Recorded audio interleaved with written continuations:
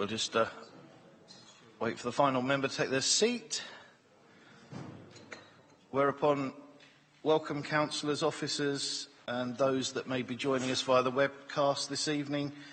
Welcome to this meeting of Strategic Planning, Sustainability and Transportation Committee tonight, Tuesday the 7th of November 2017. Before we start the agenda, I'll just let you know that there are no planned fire evacuation procedures this evening, so should we hear bells and things, it will be the real thing.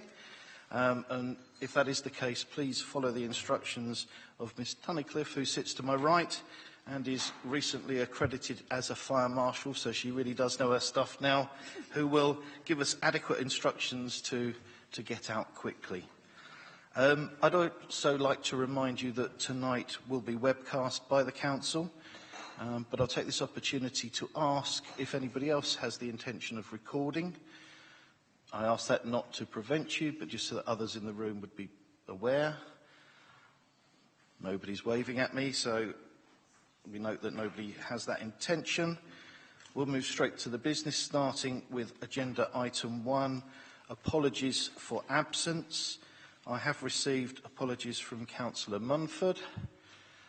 Other than that, I think we are full house. And that leads me nicely to agenda item 2. If I can take notice of substitute members, please. Councillor Mrs. Gooch.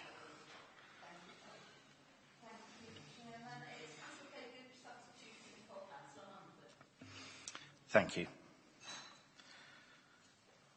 Agenda item 3, if I may draw your attention to 2 urgent updates which have already been circulated to you. And I believe there are paper copies in front of you. I trust that you've all had chance just to familiarise yourself with the updates in relation to agenda item 18 and also agenda item 20. Everybody's had those, yes? Excellent. Agenda item 4, can I take notification of visiting members, please? If you just announce yourself at the microphone and if you would like to speak to any item.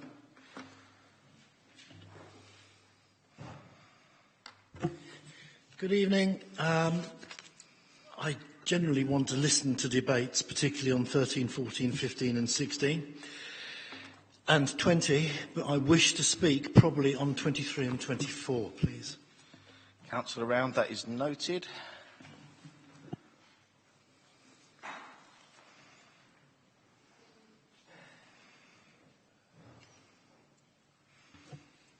Thank you. Good evening, members. Councillor Perry, I wish to speak probably on 13 and 17. I have an interest in 23 as well, but I probably won't be speaking. Thank you.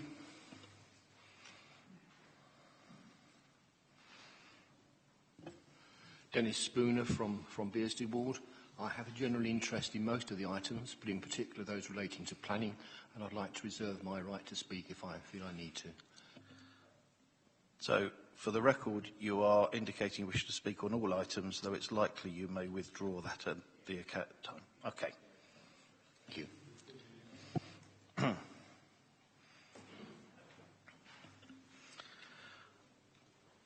I'll take disclosures next at agenda item 5. Are there disclosures to be noted, please, members and officers?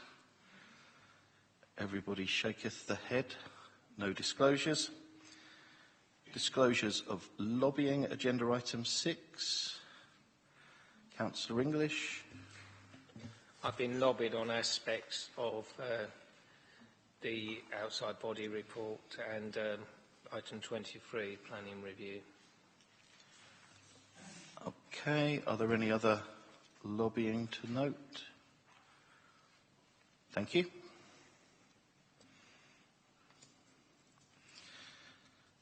Agenda item 7, we should just give consideration to whether any items will be taken in private.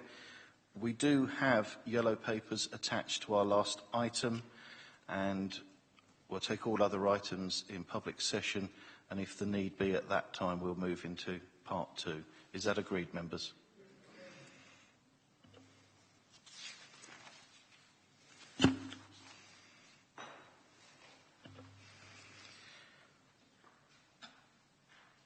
Item 8, the minutes of the last meeting, circulated with the papers. I trust that everybody's had a chance to peruse. Are there any amendments that you may wish to make? It seems not. Therefore, may I sign those minutes as an accurate record? Is that agreed? Thank you. I think this is probably a good moment just to draw to your attention that since the last meeting of this committee, which was the 12th of September, the date of the implementation of Maidstone's community infrastructure levy charging schedule was amended to the 1st of October 2018. Due to the meeting of the council being postponed to avoid clash with the school holidays and other factors. So the motion that actually went to full council was slightly different from that this committee wished to be sent there. Everybody was advised of it and there were no objections. So with your agreement, we'll just note in the minutes that nobody has expressed dissatisfaction about that. Is that agreed? Thank you. Agenda item 9, I'm advised that there are no petitions this evening. Agenda item 10, I'm also advised that we have no questions. So if we could turn our attention next to agenda item 11. This is the committee work programme. Councillor English. A discussion took place this morning in relation to the issues that were raised via the Planning Committee spokespersons in relation to the Constitution, in particular in relation to enforcement. We are more or less agreed on the others, but on this work programme, the enforcement protocol refresh is to be confirmed. Given the discussion that took place this morning that basically indicates that the appropriate way of addressing the changes that members on various sides were raised about enforcement, that needs to be timetabled rather than to be confirmed before the end of this municipal year. Is that a matter that the Vice Chair and myself can discharge at the next agenda setting, or are you looking for something more concrete right now? Chairman and the members of the committee are aware that their concerns are being progressed, but I'm quite happy for you, Councillor Cox, to organise the appropriate time slot with the relevant officers. But I think members need to know that we aren't just sitting on this and it is moving forward. Very good. I think we've all heard that, and I note that our efficient clerk has made a note in her book there that will be at our next agenda setting. Are there any other comments relating to the work programme which is set out before you? That being the case, we'll move swiftly along.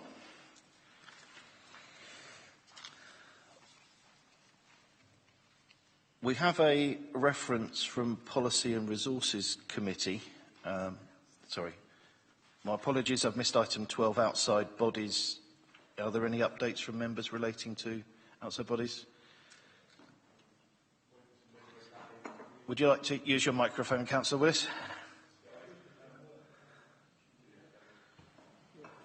I attended the Midway Valley Community Rail Partnership meeting, and the significance of their annual meeting, actually. The significance of that was that they've done quite a lot of, well, they spent half a day with Mr Cobb, who was doing the bus review last night, and they contributed a fair bit of time and ideas such as things about Maidstone West and that may form part of that review. So that's for they're looking for new premises, I believe. Thank you. Anything else to add? Very good. So we will move on then. Agenda item 13. We have a reference from Policy and Resources Committee in relation to development control appeals. With your agreement, I would suggest that we consider this alongside agenda item 17, which is the quarter budget monitoring report. Everybody happy with that? We also, agenda item 14, have a reference from Planning Committee. This is implementation of schemes funded by Section 106 contributions SIL. Would it be appropriate if we consider that alongside agenda item 23?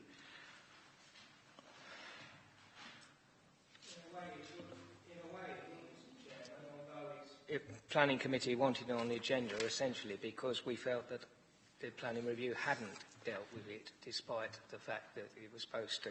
But yes, taking the two together. The problem is, well, at least some of the discussion, I wouldn't want all of the discussion on that particular issue to end up being subsumed into part 2, because I think that discussion is clearly a part 1 item. That's the only concern I have. We'll see how we can manage that when we come to it then. If you would keep that foremost in your mind perhaps and possibly prompt it at the beginning of that debate. Very good. So we're already at agenda item 15. We do have a fairly substantial agenda in front of us this evening.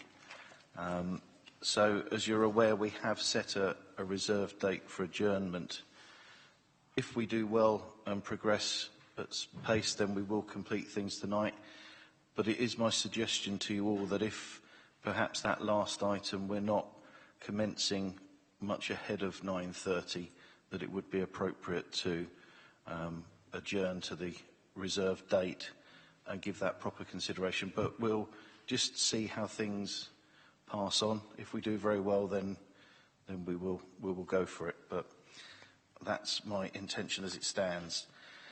Let's get straight into agenda item 15. This is planning performance agreements. And Mr. Jarman, I think you're going to present the report and start us off. Thank you, Chairman, and good evening, councillors. This is a much discussed topic, and looking at the audience and councillors around the table, I know a lot of you have taken part in planning performance agreement discussions.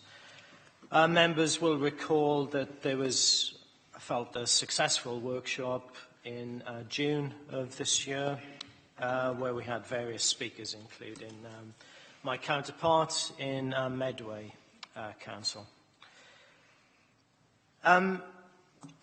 Just going back a stage, planning performance agreements were introduced in 2008, so they've been around for some time now. And indeed, the National Planning Policy Framework refers to them, in that they have the potential to achieve, I quote, a faster and more effective application process. So if we could look at those two indicators. Firstly, speed. It's often a misconception that developers want their applications dealt with in a 13-week period. Obviously, the larger the application, it tends to be more complex. What developers, in my experience, want is certainty. They just need a realistic program for their work. And often for myself as well, looking at it from a project management point of view, I need realistic time frames. So in terms of speed, it should be a win-win situation. Similarly, in terms of effectiveness, the applicant, in straightforward terms, obviously needs to cost up the job, in my language. So the developer, right from day one, needs to know, is this scheme acceptable in principle? And then if it's a green light or a light green light, then the developer needs to cost out what information is needed and the quality of the application in terms of design, etc., etc. What's good, I think, for us is before an application is submitted, the developer, in effect, through a planning performance agreement, commits to both the quality of the application in terms of submitting air quality assessments, various detailed assessments, detailed landscaping scheme, etc., and the quality of the development. Right from day one, we can pin a developer down to using vernacular materials, etc., So the developer contracts to submit in that information and that quality of development in the PPA.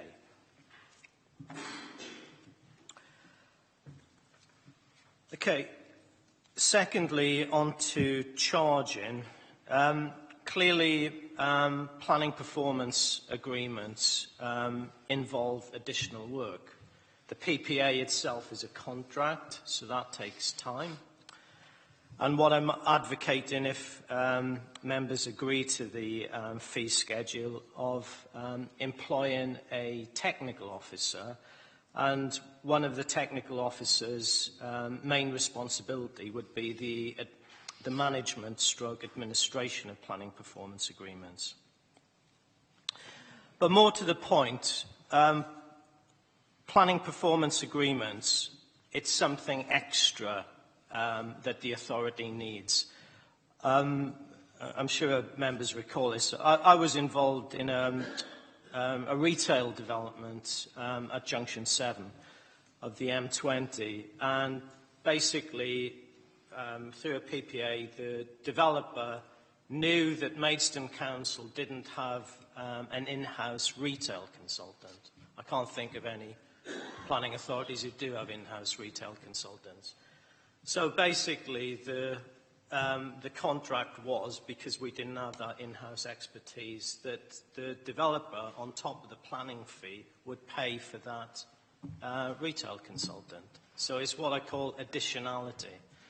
You know, on major schemes, there's usually something bespoke about them. Sometimes we need,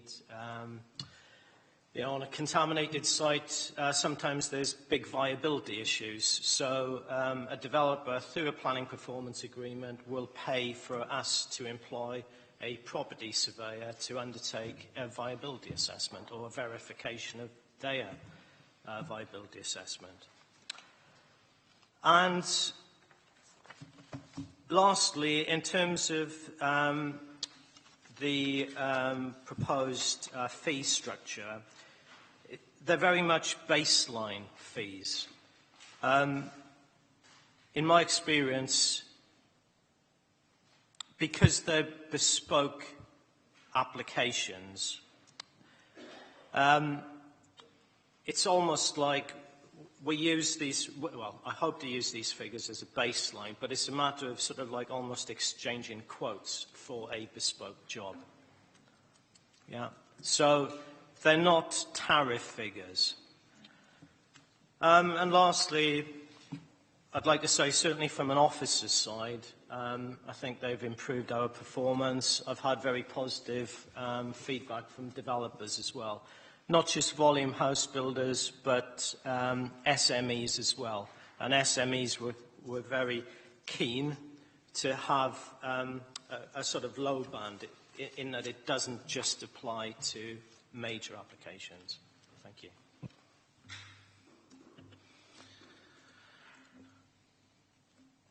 Start with you, Councillor English, and then I'll move anti-clockwise. A number of members of the public and councillors were originally fairly uneasy about the principles of PPA. Perhaps understandably, because it is, in some ways, not in others, a departure from the practice that has occurred in the past.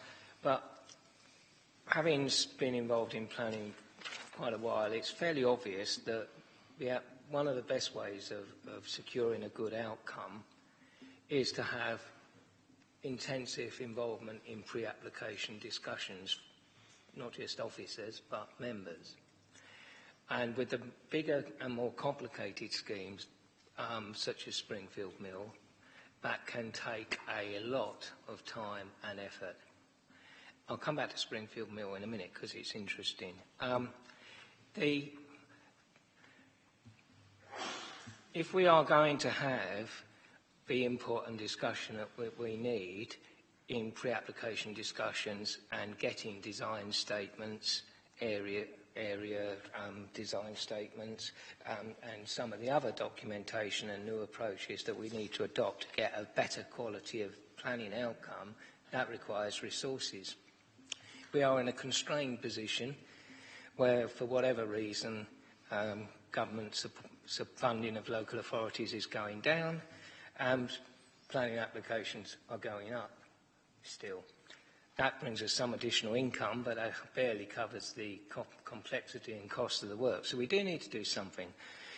I've looked very closely at the PPAs that have happened so far.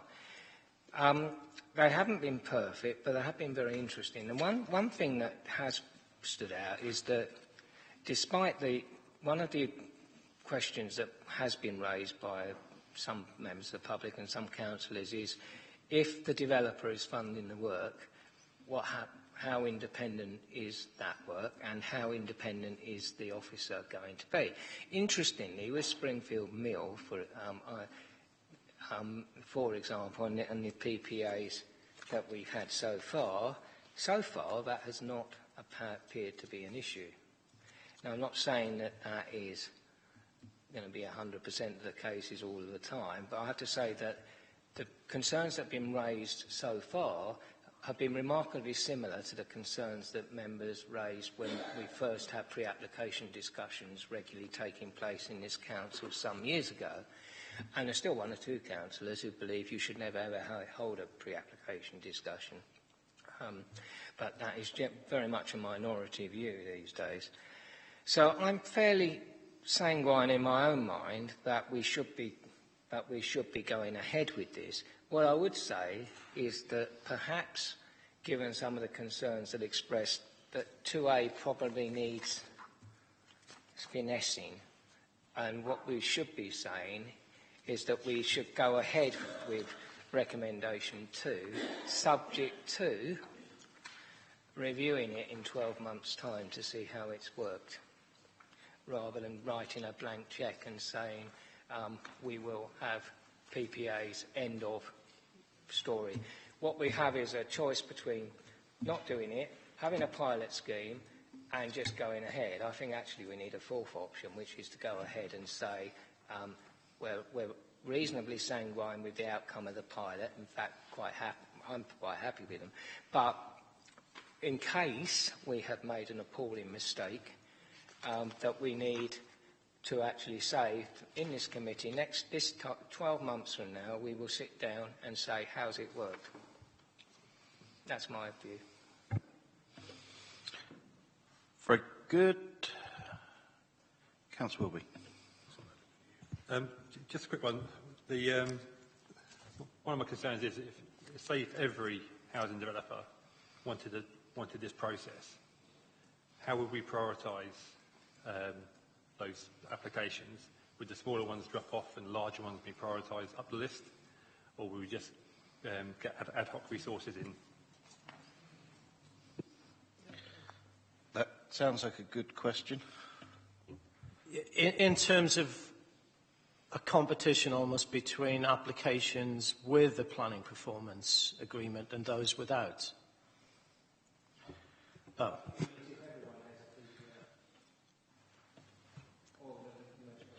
Councillor English, if we can let the other member complete his question. Yeah, no, my actual question was, if everyone applied for these all at the same time, how would we prioritise those applications? Basically, if every developer wanted to use this system, because by sounds of it, they get, not say a shortcut as such, but the process is a lot more smoother than what we've seen in the past, then how do we prioritise who gets the PPA? Because we've got a finite amount of resources, is what I'm getting at. Do we then get contractors in, or? Sorry, but I understand that I didn't articulate it. One of the main points for me about PPAs is that it adds to our existing resources. For instance, in the sort of scenario that you've envisaged, then what would happen is that through the money coming in from all these PPAs, I would employ consultants to deal with that additional work. So they'd be additional staff at no net cost to this council because they'd be employed.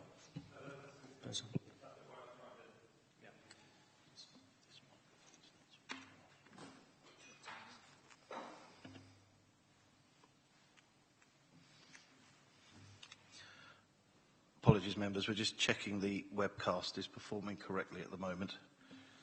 Are you satisfied with your answer? Councillor Mrs. Springer?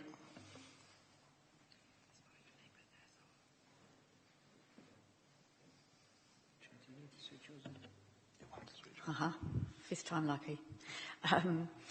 Councillor English has actually touched on the two issues I have.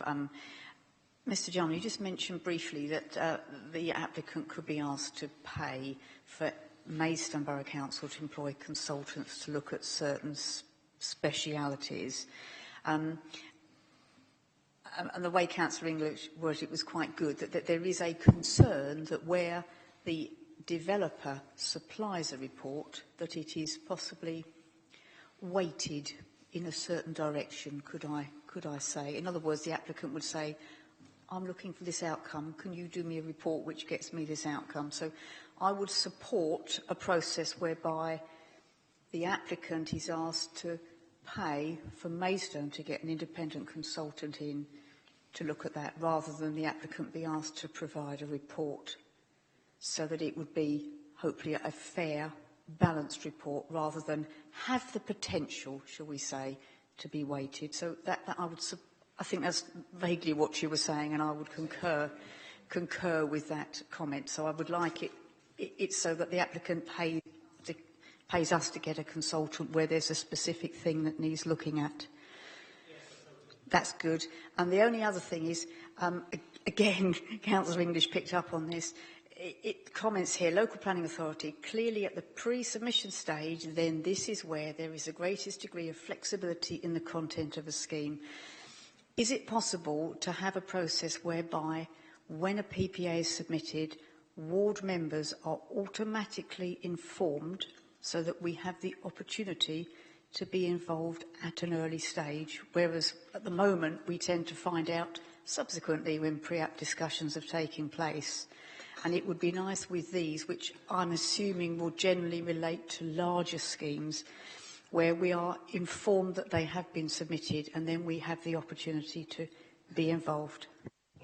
Yeah, absolutely. One of my intentions with planning performance agreements is that there would be at least one meeting involving ward councillors. And I know that the developers are very appreciative of that councillor feedback as well. It wouldn't necessarily be negative, us being involved. I think it could be very positive, us being involved, because we will be more aware of the local concerns that can perhaps be addressed or dealt with at a very early stage, rather than becoming objectors at the application stage. They want to know as it is, good and bad. They just need to know. Sorry, Councillor Springer, if I can also just point you to page 27 of the draft planning performance agreement. At the top there, it says one times meeting with members. So that's kind of embedded within in the draft.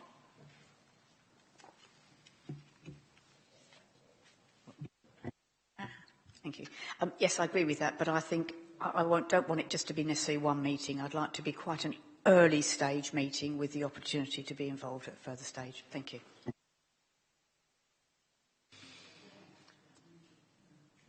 Councillor de Wiggenden. Thank you very much, Chairman. My first point was looking at this. A lot of this looks very similar to what we saw before, and from the pilot, I was expecting to see a little bit more of this. Now, just for my, because I don't know these in huge detail, the 5 items which were piloted, have they all now completed and gone through to approval? how many of those have actually been completed and gone to approval? My question is, this is my first question, simply because we were doing a pilot, we're only choosing 5, and the results of your pilot seem to be, based on officers' experience, the officers are happy, the developers are happy, so let's go ahead. But actually, from a pilot, I was expecting this was done, this was seen, this was observed, they went through planning, and they were all approved because blah, blah, blah. And actually, this doesn't say any of that. Let Mr. Jarman go first and see how far we get.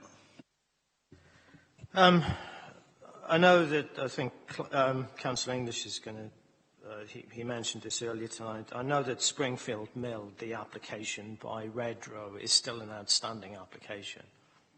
So that hasn't been dealt with. And there, bit awkward talking about outstanding applications, but there are heritage concerns about that scheme, which have been raised by Historic England. Councillor English, is there something you can usefully add? Yes, I think it's worth observing, without in any case preempting the debate, that the decision on that application was due to be taken at committee this week.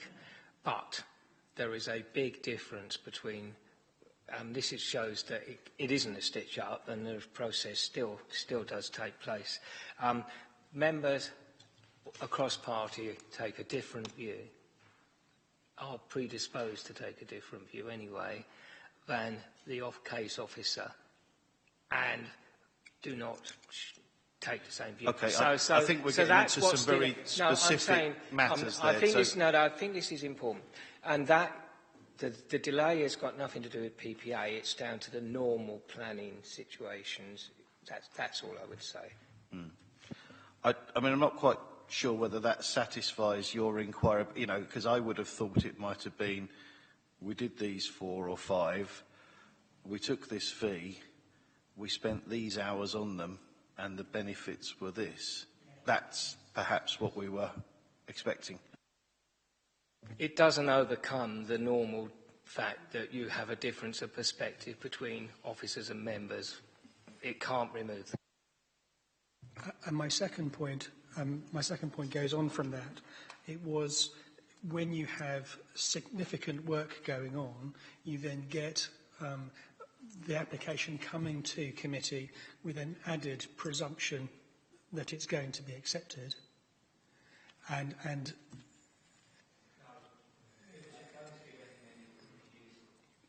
right. I mean, one way or the other, but the added work puts an added presumption one way or the other that so much work has gone into it.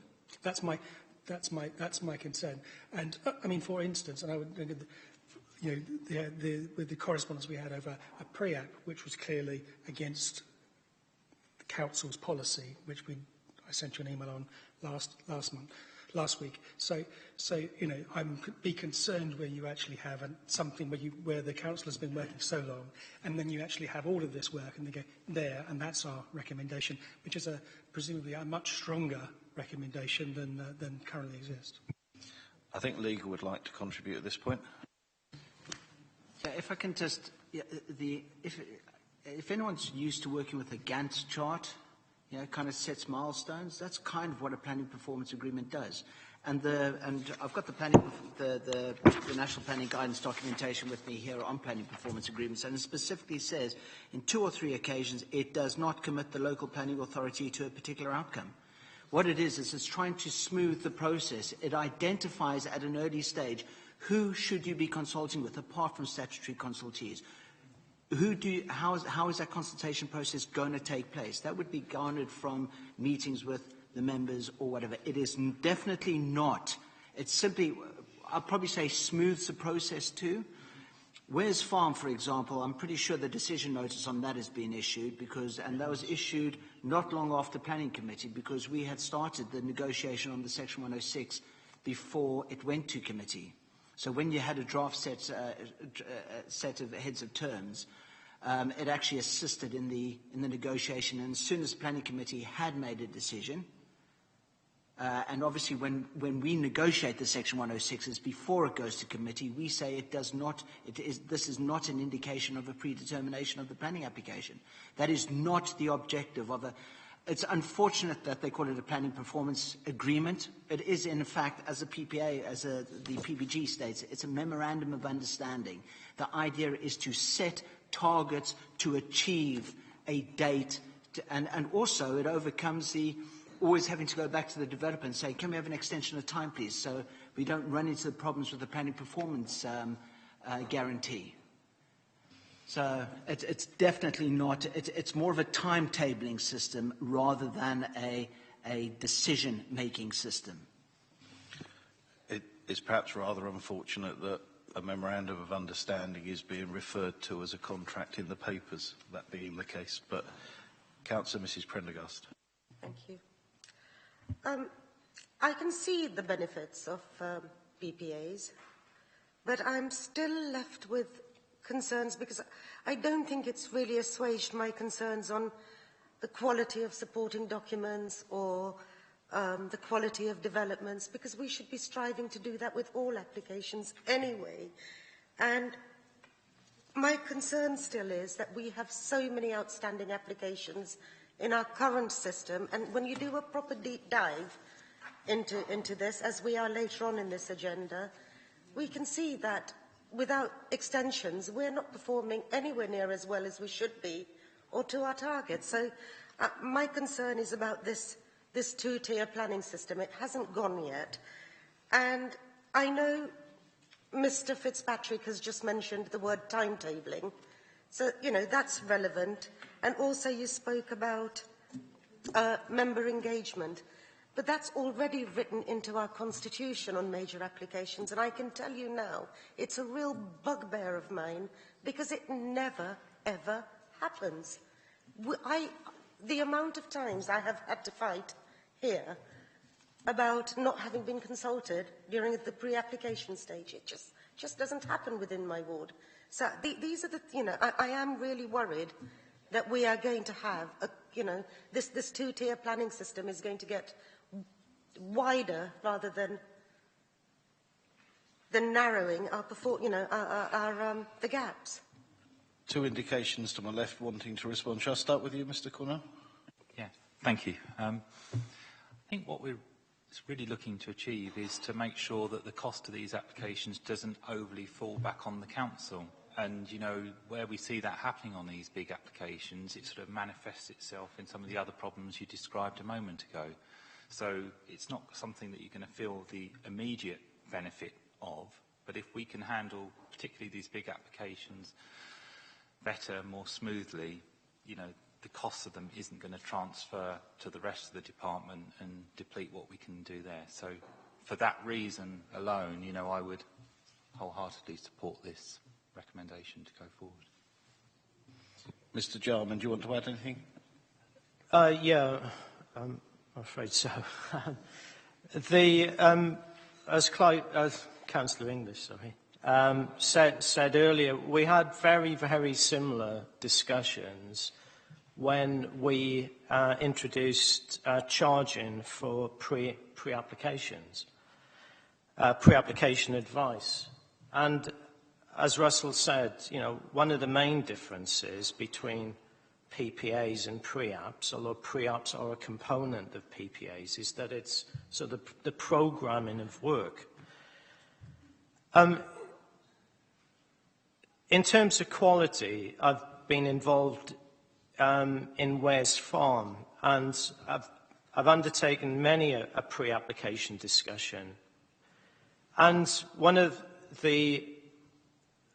in my opinion, one of the pluses with planning performance agreements, as opposed to just pre-apps, is that when a developer says, I'm going to use Kentish Ragstone, and it's in a planning performance agreement, then they're on the hook.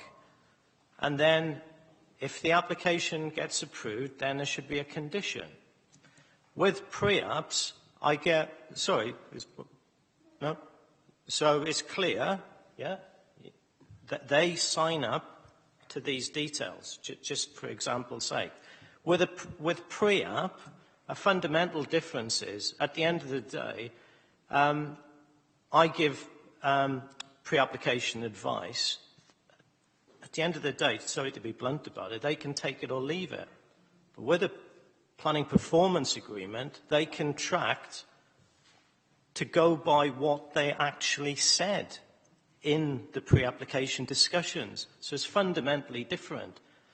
You know, if we're being positive about things, we've actually got the opportunity to control development a lot more right from the start, rather than just being constantly reactive to things. And then lastly, if members did not want, going back to the earlier point, if members didn't want to go down the path of planning performance agreements, developers are still going to put in complex planning applications. That's the world we live in. I don't employ an in-house archaeologist. I don't employ an in-house retail expert. I could go on, but it goes back to William's point. If we didn't get money from developers, we'd be using taxpayers' money to pay for these specialists. Thank you.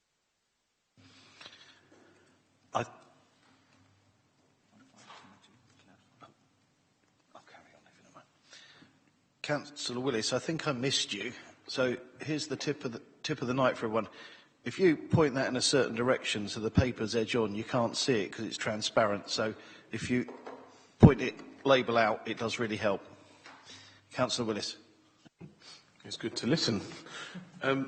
First of all, from an equality point of view, we talk about a two-tier system. If it's as people we were dealing with here, then, which it generally isn't, smaller applications are tiny applications, they are mentioned, but then I wouldn't be agreeing with it, but it's businesses. It's business that they're looking at a two-tier system where you pay more to have something more efficient. So if you are talking about a two-tier system, if you were referring to that at all, I think one of the councillors mentioned that. I don't agree with that because I think this is actually the council getting more money, which will support our taxpayers. Can I ask a couple of questions of Officer Jarman? There's a figure mentioned of 24,000 here for the trial scheme. What does, and I haven't been that involved in this before, but what does this mean in terms of revenue to the council? Obviously, I'm going to assume it makes a profit. Do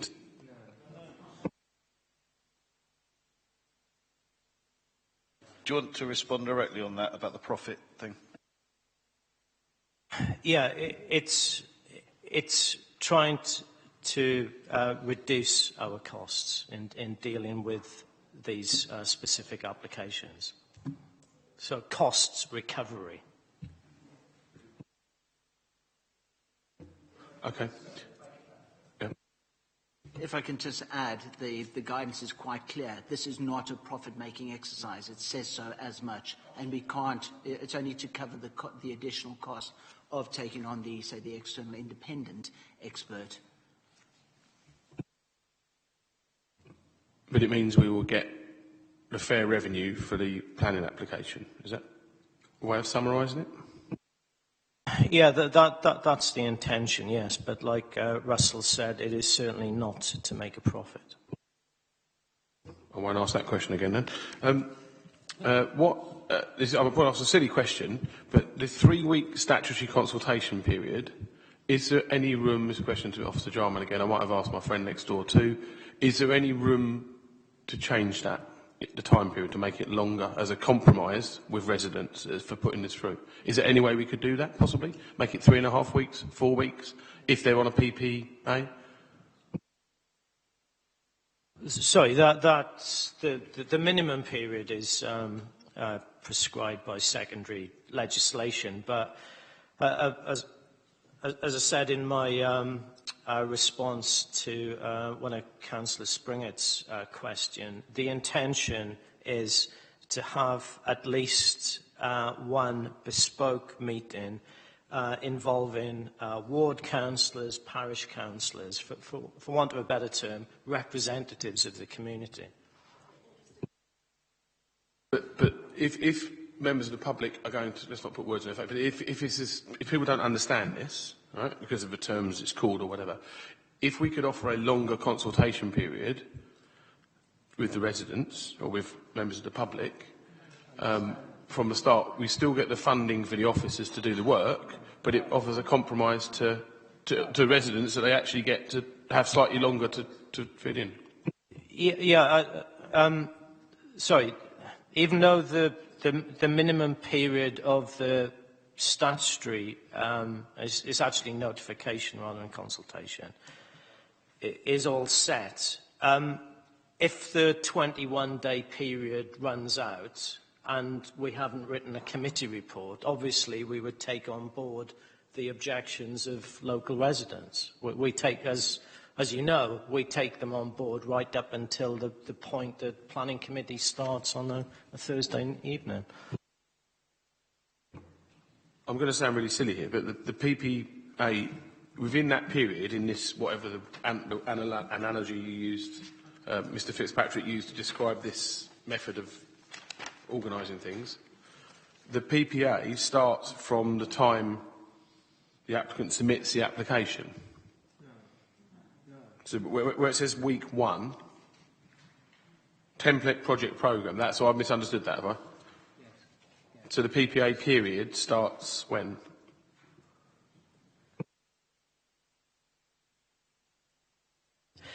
It can start from sort of what I call day one. I'll explain that. What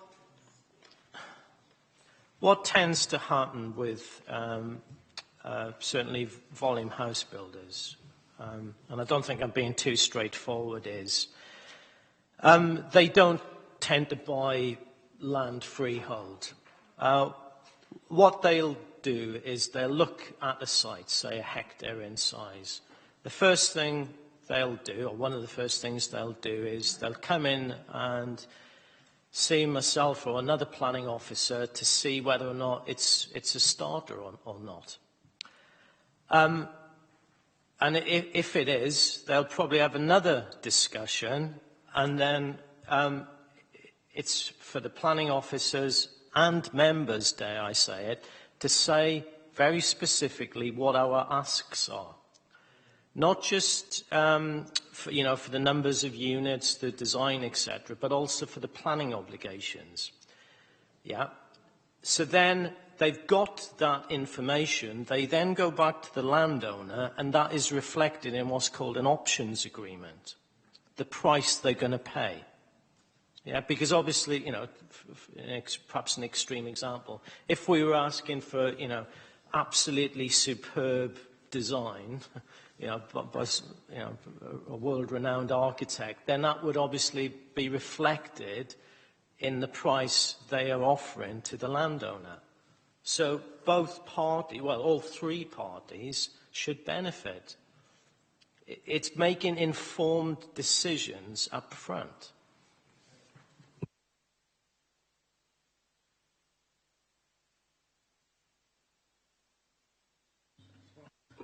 Just on that point, I think what we're looking for with the agreements is that they would start well in advance of the planning application process, possibly 9, 12 months in advance on these big applications, and we're really using that window of opportunity to advise them how to put together an exemplar planning application.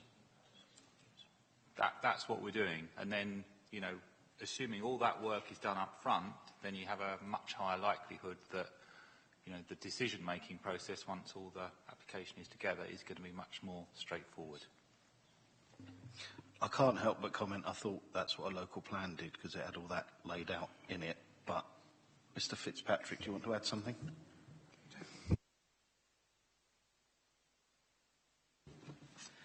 That it should cover the pre-application and application stages, but may also extend through to the post-application stage. So it covers a whole period. The 3 weeks that you're referring to is once the application has been submitted. So week 1 doesn't mean from date of application. It means when the process is starting. So looking at week 1, when they first come and speak to us. It's not from the date of. This specifically covers. There are provisions which says you can't actually have a PPA after you've submitted the application. Because the horse is already bolted by that point. The whole time is to smooth. The whole purpose is to smooth the process. After you've already submitted the application, it's too late. last comment, Councillor Willis. So when would... It's a question leading to a suggestion, depending on the answer. Again, a question for Officer John. When would this come... I know this is a trial of this at the moment, and I've heard this mentioned in our budget, I believe, for this year. When does this come in... When would this... From our vote tonight, when would this come into regular... Mike? I'm more than happy for a review in 12 months' time. For the surety of budgets, Clive mentioned, Councillor English mentioned an amendment of 1 year review, which I think that sounds a good idea. But what about that? Rather than a 1 year review, fit that in with our budgetary year, because we need to budget. It doesn't follow. No. Well, we've had a problem this year because we. So, for the sake of clarity, I think if we give this the go-ahead tonight, it will be an enduring arrangement and go on forever. And Councillor English is suggesting that at the 12-month point we do a sanity check to see how it's going, but there's no end point. But let's move on. Councillor Cox, you haven't spoken yet, but let me have a couple of questions and then we'll come to you. Where do I start? Can I just ask a couple of questions about some of the numbers that are in here? The £40 per hour that's a quoted figure. Is that a fully costed overheads, the whole shebang number? No, it's not. It's not what I call the total cost. No. Right. Well, that puts a big question mark on the calculations in here for me. Did you follow that, Councillor English? I was answering a query from my colleague. And right. I do apologise. So I asked whether the £40 per hour in the report is a fully costed figure, and we are told it is not. So there's a significant question around those numbers. I want to make a comment about this two-tier thing because I'm always drawn to page 21, where it quite clearly says we appoint a lead officer who will form and lead a project team and who shall give ongoing priority.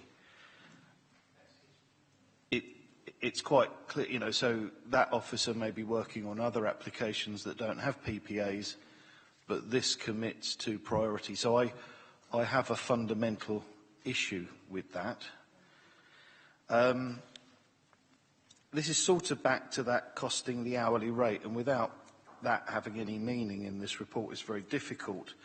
But on page 14, where we see some of the rationale justifying some of the pricing here, it says a small 1,500, it's 1 week of officer time, but not at £40, and but there's a week, the next one down is 2 weeks, the next one down is 3.5 weeks, the next one down is 6 weeks. Some of that we might have been doing already, but some of it is extra because it's a PPA.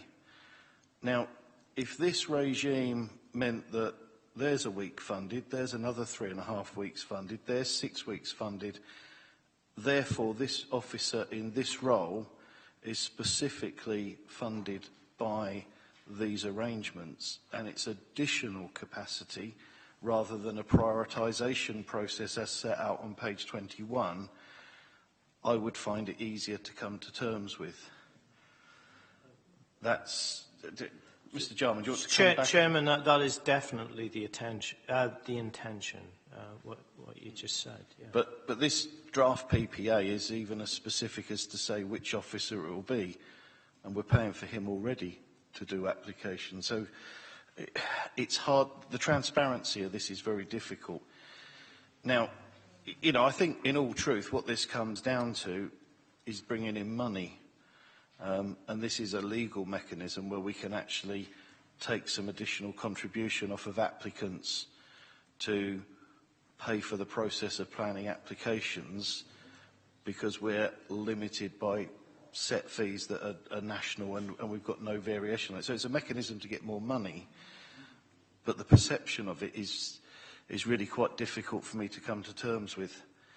Sorry, Chairman, I don't see it as more money. although that might be a product of it, I see this as a way of getting additional resources. Going back to Councillor Springett's questions, one of them I thought it's a very good point. As I said, PPAs have been around for nearly 10 years now.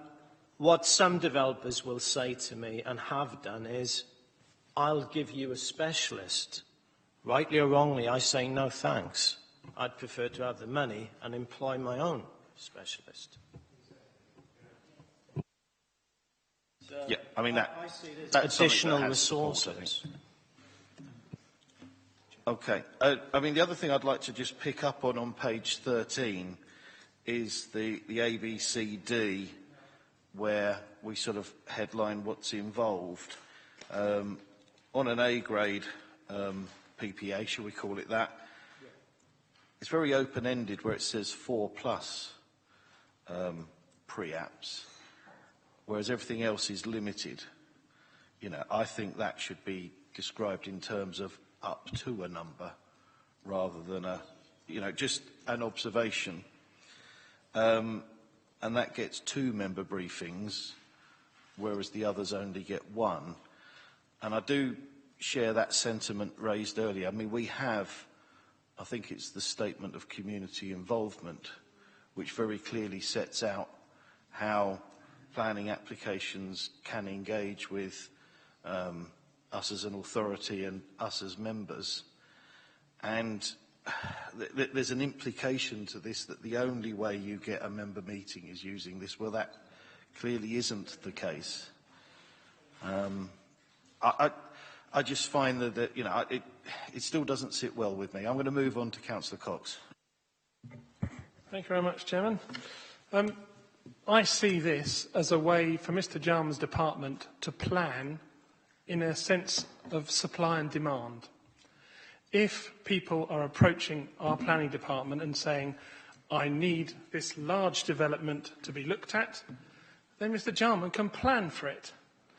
All existing or normal applications, in a sense whether they're PPA or normal, shouldn't be looked at a 2-tier system. And I'm a bit aghast by that you would think that there is that. There isn't that in this chamber when we look at one development or another. So I don't think necessarily we would know that something's PPA or not. How it's been funded is the difference to this council, and that's what we're looking at here, is going to stop costs escalating and developers going, well, that's fine. I can have 7 or 8 meetings. I can involve that officer for a length of time and have 4 or 5 different member meetings. We need to be able to give both sides the opportunity to sign up to the agreement of what they're going to get for their money. If we need an archaeologist as a specialist, why should the Borough Council have to fund that? This is the ideal way to set everything out and to say, this is what you're going to get, that's what you've got to pay. Once the agreement is settled, then the planning can take over. Sorry, it's the wrong way to use it. Then the project management can take over from Mr Jarman's position and be able to facilitate the requirements of that project. Without a PPA system, and it's been going for 10 years, I think we should have been looking at this a bit longer ago, actually. We've been missing a trick. It's not really a trick. We're not tricking anybody. This is a way to fund this department properly and appropriately. So that's really what I want to get over. This is one way, and the only way I can see. We're capped by government. We can only increase our normal planning applications by 20%, which we're going to do. My only actual pinpoint is on page 27, and I'm acknowledging Councillor Prendergast here. I think it should say 1 times meeting with appropriate members. Where's that? On page 27, rather than it just saying with members, because that sounds like they're going to come to a full council with 55 people around the room and we're going to be making comment. I think it's appropriate members that should be in there. But this really, we must get on with this. We need to have it properly structured, which it seems to me that it is. And also, on page 14, where we've been saying about whether £40 an hour is likely to be required, it does say some broad fee-setting principles were used. And I like the fact that, Councillor Jarman, I've done it again, Demoted him. Officer Jarman has said, I would quote for each PPA. So, therefore, he can structure his quote, and it won't be, oh, it's 1,500, and then at the end of it he comes to it and we've spent £3,000 on it, because then he's got something to answer to. Sorry, just a point I should have made earlier as well, is that there would be at least one meeting with Design South East as well. And it's all part of either raising the bar in terms of design quality. And they pay for that meeting with as over and above precisely, David. Yeah. Right, we're into a second round here, so we'll just take very succinct points. Councillor English. Yes, Mr. Chairman, we must stop making life difficult for ourselves. For those who are hesitant, I would suggest that we do amend the recommendation to have a sanity check after 12 months, is the term, as Mr. Jarman has said, just to make sure we're doing it properly. I think that would be a good idea anyway, even if we weren't hesitant, to see how it's working and whether we need to tweak it to a certain extent. I would say to members who are saying don't do this, start living in the real world. We need extra resources, we need to cut costs, we need to improve the outcomes, and this is not the only way to do it, but it is a way to do it. Planning and planning enforcement and the whole network of issues is under pressure. We need to do better. We need to get on and we need to do this, because frankly, we are making ourselves look ridiculous with some of these issues, which actually relate more to other issues within the council than they do to PPAs. Councillor English, are you moving anything? Yes, I'm moving the recommendation too, with the provision that we do actually review it to see how it's worked after 12 months.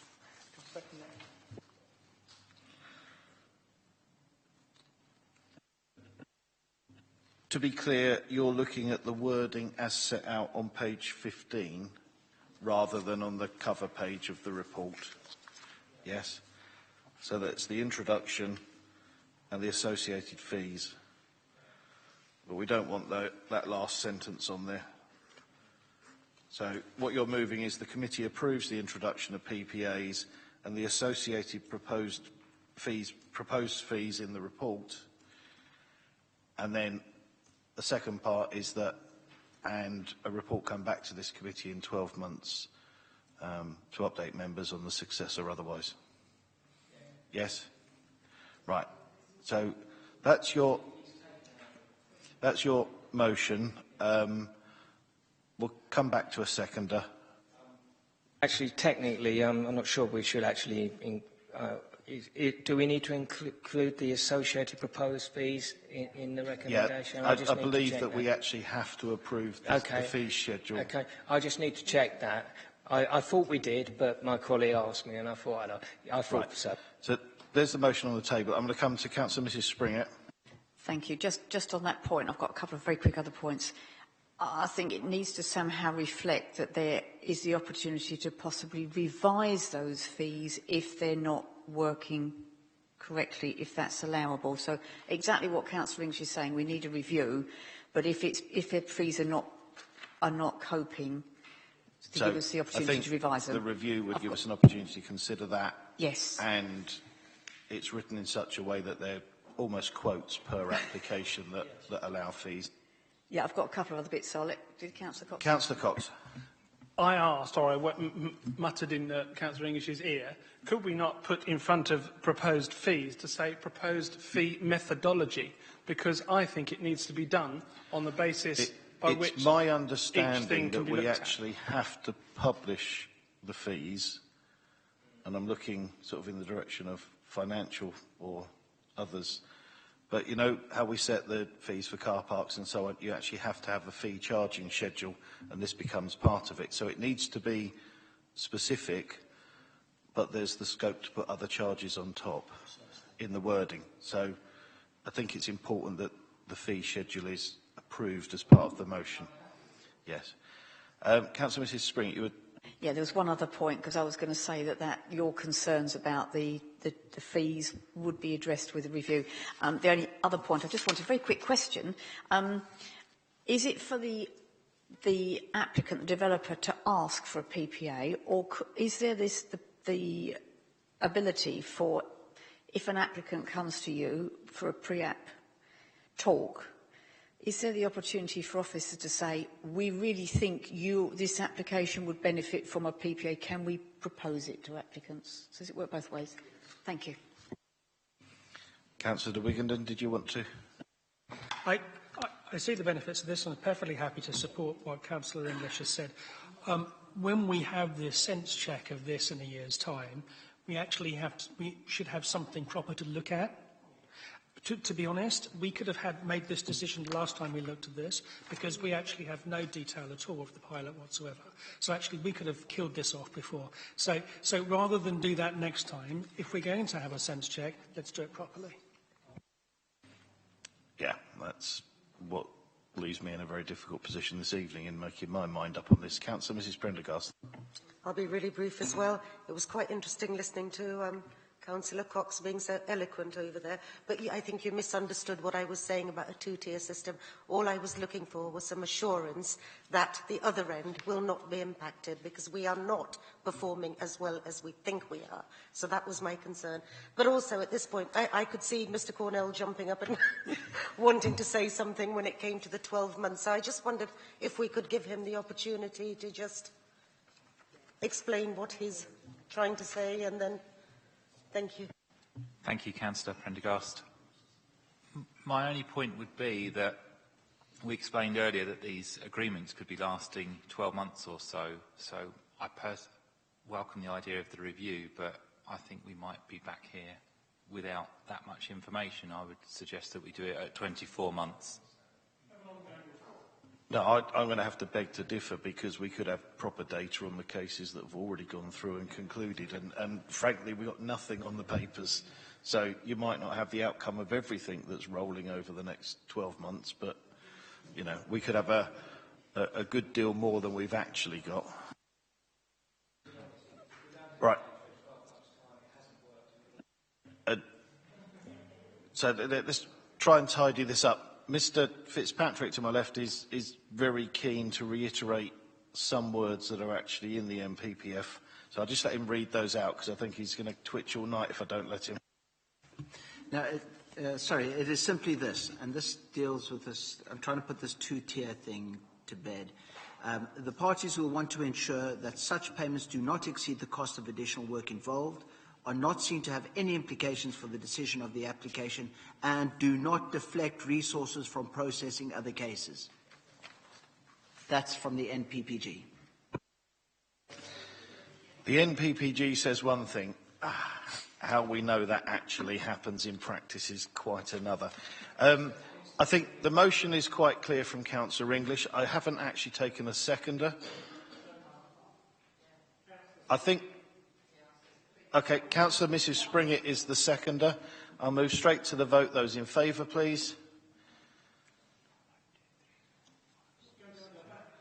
I think we have 7. Those against?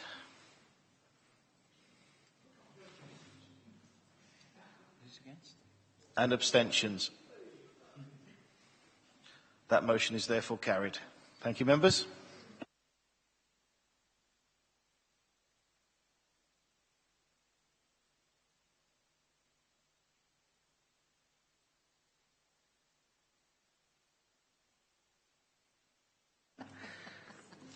Agenda item 16 comes next. Key performance indicator update. Ms Collier, you're going to introduce this to us and get us underway. Over to you. Thank you, Chairman. Good evening, members. This is the Q2 performance update, which reports on the performance of key performance indicators overseen by this committee. This quarter, there has been positive performance, with 3 out of the 4 indicators performing above target, and the remaining indicator, whilst missing target, being within 10% of it, and that is the processing of minor planning applications. The reason for the drop in performance is outlined in the covering report, but as a summary, this is attributed to the recent planning review, which has required additional resources to support that, which has led to the drop in performance. Despite the positive performance overall, it's important for members to note that all four indicators have dropped in performance since the same quarter last year, and two indicators, the processing of major planning applications and the processing of minor applications, have dropped since the first quarter of the year as well. So members may want to keep watching brief on the direction of travel as the year progresses, and I'm happy to take any questions. Other questions, members? Mr. Jarman? Make no bones about this, I'm actually very proud of my staff for achieving these performances. For a long time, we've been either best in Kent or close to being best in Kent, and we've always been in the top echelons in the country, and there's a lot of pressure on staff, as we were talking about earlier. I'd like to pick up what you've said there as the comment that I want to make. Having just been involved on the edges on a couple of applications, just sort of local matters, you can really detect the pressure upon staff, maybe with the minor applications, to achieve those deadlines for decision. I certainly can observe the pressure, and sometimes when there's pressure, maybe you don't always get the very best planning decisions. So I think it is absolutely to be commended what the KPIs are actually saying, but I just am making my observation that sometimes there's a price to hitting numbers, and it's about resources, and people are only human. So that strand of thinking may pick up elsewhere in our agenda. Well, that's just my comment. So does anybody else need to add anything? Say that on the microphone then, Clive. No, I agree with you, Mr. Chairman. I think you've covered it excellently. Councillor Willis. Is there any... I'm happy to ask Officer Collier, but I think it may end up going to Officer Jarman. The figure of -200 for appeals, is there any update on development control appeals? Page 44. We haven't got to that one yet, Councillor Willis. Hold that answer till we get to that item. Okay. Right, there are... Yeah, so I think, let's underline that. Well done, it is a good performance. Members were just asked to note. Is that noted? Thank you.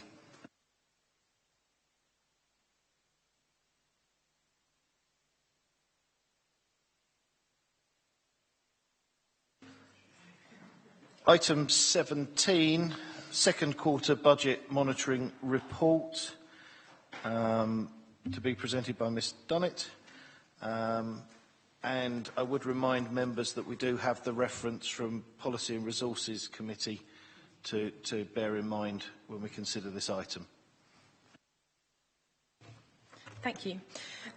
So this is the second quarter budget monitoring report for this committee, showing revenue and capital spending against the budget to the end of September.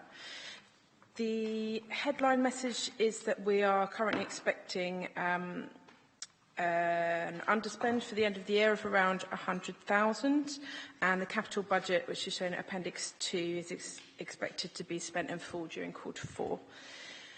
Within the revenue budgets, which are detailed in Appendix 1 to the report, there are two significant projected variances that I need to draw your attention to. The first of these is pay and display car parking, where income is outperforming the budget, and we're forecasting a positive variance of 241,000 for the year end. The other area which is highlighted for the committee's attention within the report and also within the reference from Policy and Resources, which was agenda item 13, is the development control appeals. In this area, we're projecting a variance of 200,000 for the year, with potential for significant further costs arising next year. In line with the Council's risk management framework, that this has been assessed as a red risk due to the potential for financial loss arising from decisions made by the Planning Committee. While this committee isn't directly responsible for those decisions, it does have a role in setting the framework and overseeing development management and enforcement, and it's therefore considered appropriate to bring this to committee's attention. Happy to take any questions. Thank you for your introduction. I'm going to start from my left and go clockwise this time, so I think that's visiting members. Councillor Round, were you interested? No. So is Councillor Perry?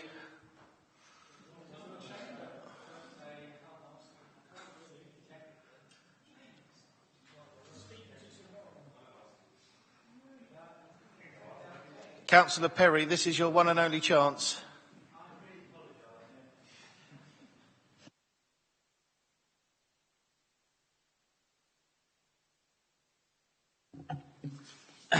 Thank you, members. Agenda 13 and 17 are linked on this particular issue. So I'll start with the point on agenda item 13. Look, I was really rather surprised when I saw this, because I wasn't sure why this was raised at P&R, to be perfectly honest. To be fair, I was there, well, I think I was, because I'm not actually sure I remember this thing being raised. And I think it may have been after I had to leave early from P&R to catch a flight from Heathrow. So I do apologise about this. But I don't think the P&R committee had any need to raise this particular issue, because it's for the Planning Committee to decide, as far as I'm concerned. The Planning Committee members are intelligent people, very well chaired, if I may say. They are perfectly aware of the issues, and especially the financial implications of their decisions. So quite frankly, as an ex-member of the Planning Committee, I did become rather fed up with receiving last-minute confidential briefing papers warning me of fire and retribution if I didn't agree with a particular decision. So I would respectfully remind members that the members of the Planning Committee judge each application on the evidence presented on the night. I'm looking at our legal advisor straight in the eyes on this one, because there must be no predetermination, whatever form it takes. And I'm something of an expert on this, because I think I've hold the record for being removed from the council chamber more than any other member. Me and James.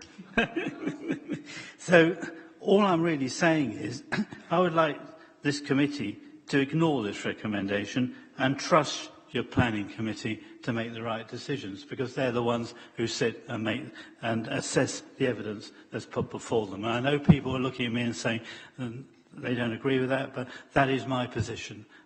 Thank you. Given that this evening we had to drag you back in, maybe that cancels out one of your removals. But anyway, let's move on. I am starting from my left, Councillor de Wigenden.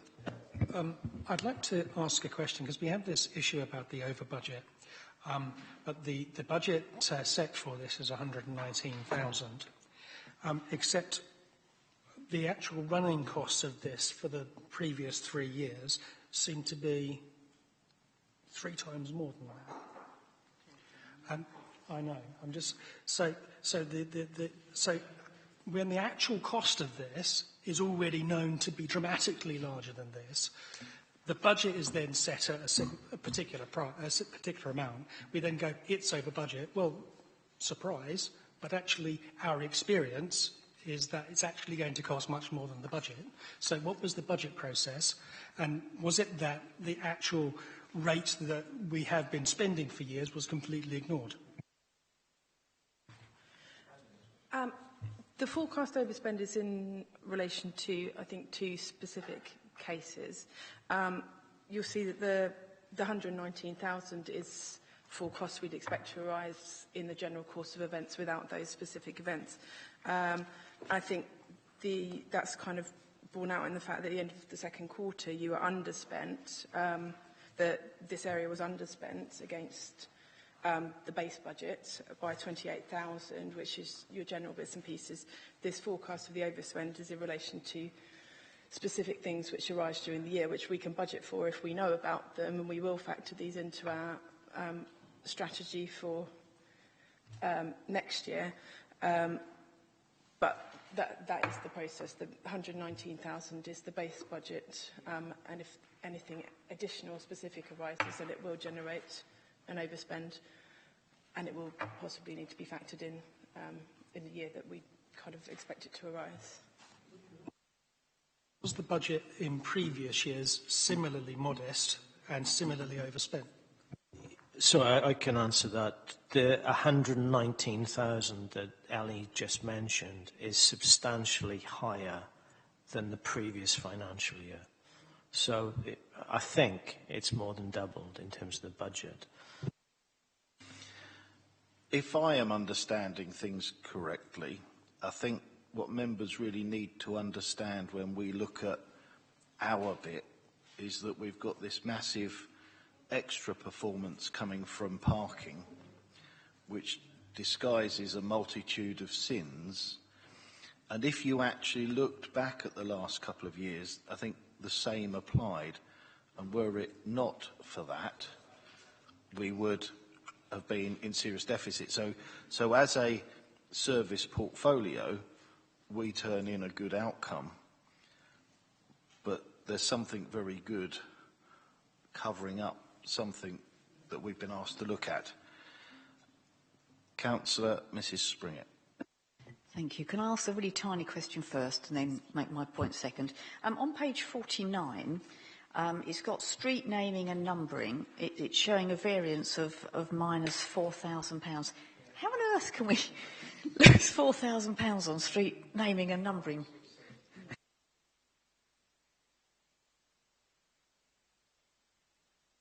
Sorry, could you repeat the question? Yeah, sorry, it was on page 49. The street naming and numbering has got a variance of minus £4,075. I'm just wondering, there must be a set officer time to work out how to name a street, or a set process. Am I misunderstanding? Councillor English, the member is speaking. Yeah, I just wonder, I don't understand how we can lose money on street. We're not. Am I reading the figure the wrong way around? Would Ms. Dunn like to answer? No, you're right. The negative figure does denote an adverse variance. We provide you with the detail for the variances over 30,000. I don't know precisely why that is. My assumption would be that is the income is below the budget for that point in the year.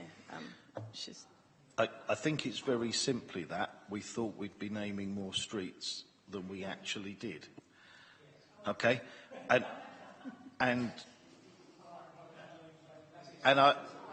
What I would encourage you to do is just to bear in mind that principle of variance elsewhere.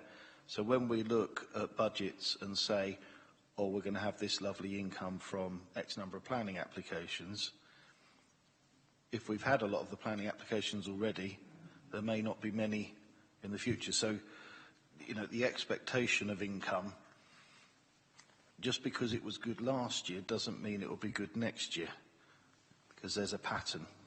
Thank you. So that was my little minor one. The next one is, I'm hoping that now we have a local plan, that the appeals issue will reduce a bit, because it is supposed to give clarity on the sites, and if we stick to our local plan, I'm hoping that that will go down. I have to echo Councillor Perry's comments.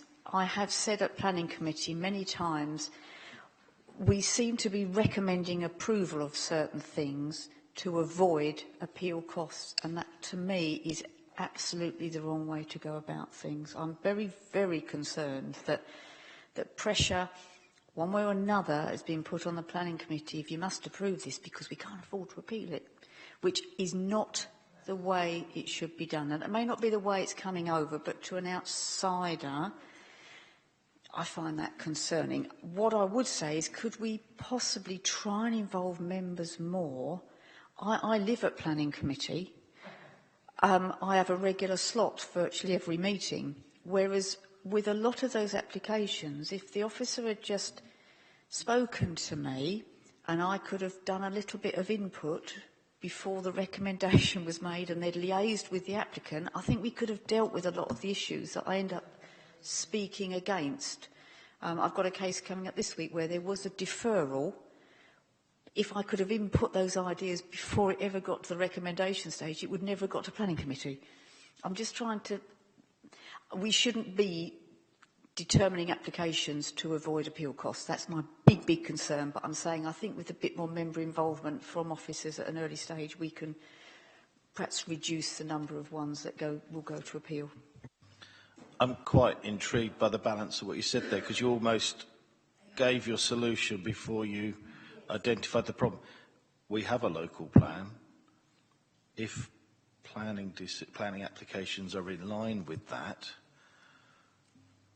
and the committee thinks in that way, then it's unlikely we would have appeals. But if we go against our own local plan, that's where the biggest risk lies.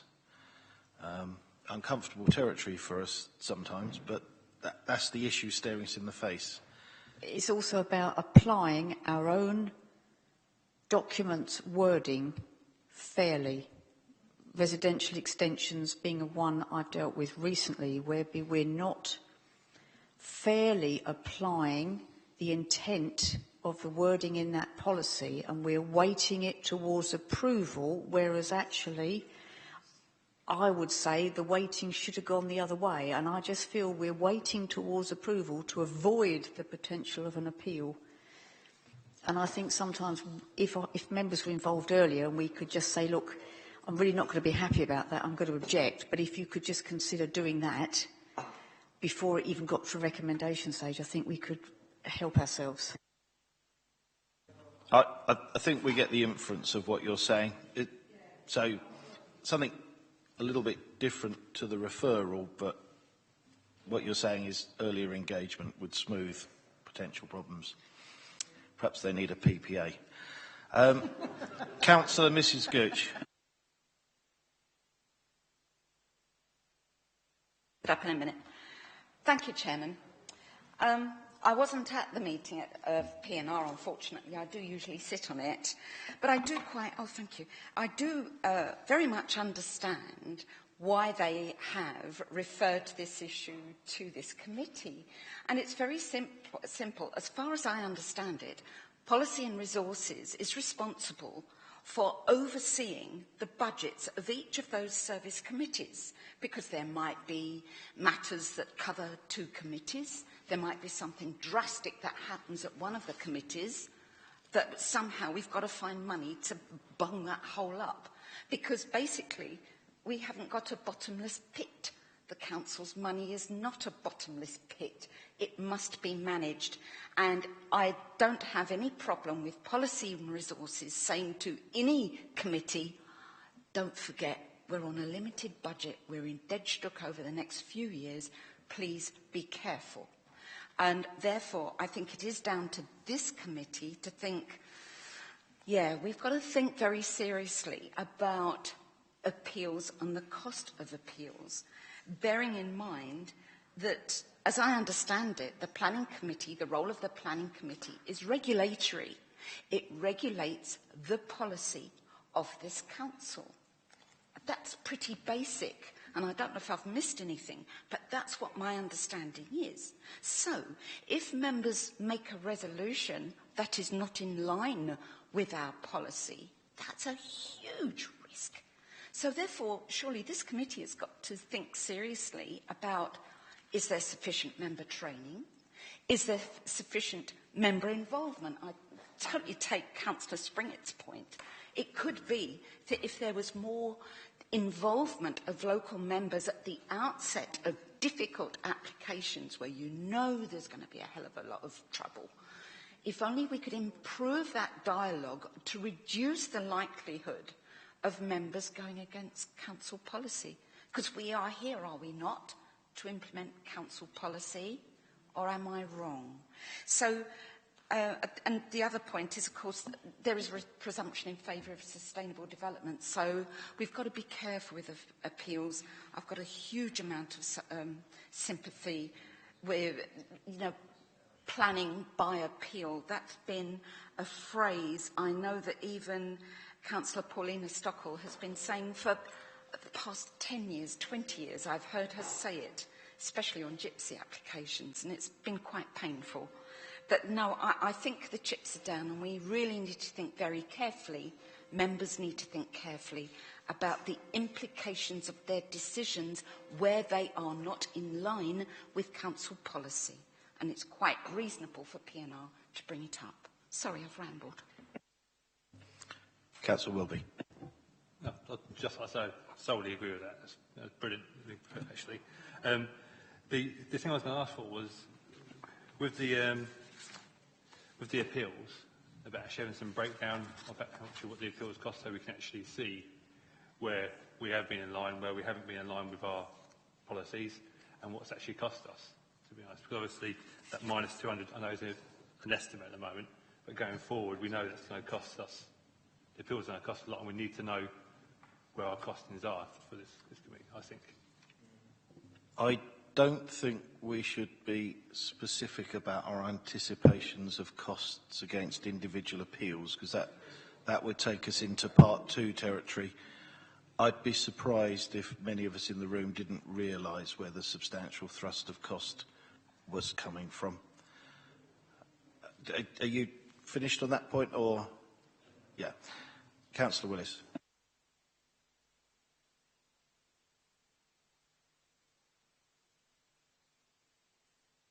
Councillor English.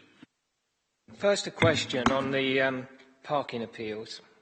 Is the delay in processing PCN appeals with us or with the, shall we say, at the appeals level higher up with patrol? Do we know whether the logjam is with the council or whether it's with the appeal end of the process? As I understand it, there were some staffing issues within the service which have been resolved, but that did cause a temporary backlog. I ask because I'm the representative for the council on the relevant appeal committee, national committee. So if there was an issue there, I wanted to know about it. Right, turning to the substantive issue. It is absolutely right that planning applications be determined on not just Maidstone's borough policy, but national policy, which is taken into account in that, and other material planning considerations, which of course may not be policy issues. It is the case that with all types of planning applications, including residential extensions, there is a presumption in favour of development, to a degree. I don't think anyone has a problem with the planning committee making decisions that are contrary to officers' recommendations. The reason this is on the agenda is that recently, over a number of years, we have had decisions that fly in the face of all logic and common sense. It's not that the decision to turn down a particular application, and we all know a recent one, which went very badly pear-shaped for this council and cost a lot of money, although it's not the one that is in most people's minds.